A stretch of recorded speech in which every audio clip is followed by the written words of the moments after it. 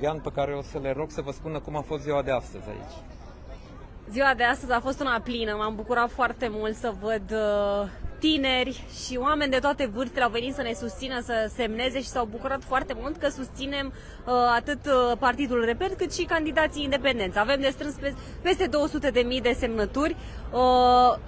Fiecare semnătură contează, așa că vă așteptăm în Piața Victoriei și vreau să le mulțumesc și românilor din diaspora care fac toate eforturile posibile pentru a trimite liste în România. Avem deadline până pe 5 aprilie, hai să strângem cât mai multe semnături. Andreea, te rog. Partidul Reper vine în alegeri cu cea mai tânără echipă pentru Parlamentul European.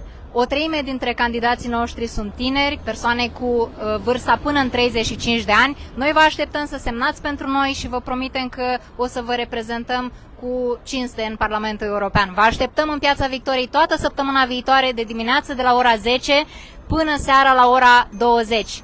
Vă mulțumim din suflet! Ana? Eu vreau să mulțumesc foarte mult tuturor celor care ați ajuns ieri și astăzi în Piața Victoriei și ne-ați adus liste strânse de dumneavoastră. Susținerea dumneavoastră e atât de importantă pentru noi. De ce? Pentru că e un număr foarte mare de semnături, 200.000, într-un timp foarte scurt. Practic am avut la dispoziție aproape 3 săptămâni. E nevoie să le depunem până pe 10. Avem nevoie de fiecare dintre voi în continuare și vă rog foarte mult, intrați pe site-ul partidulreper.ro, semnează, dați de acolo o listă, convingeți nouă prieteni să o semneze și veniți alături de noi. Avem nevoie de sprijinul dumneavoastră. Vă mulțumim celor care ați fost aici în Piața Victoriei ieri și astăzi. Vă așteptăm în continuare. Mai avem o săptămână în care să adunăm cele 200.000 de semnături. Sunt multe, dar cu ajutorul dumneavoastră sunt convins că vom reuși.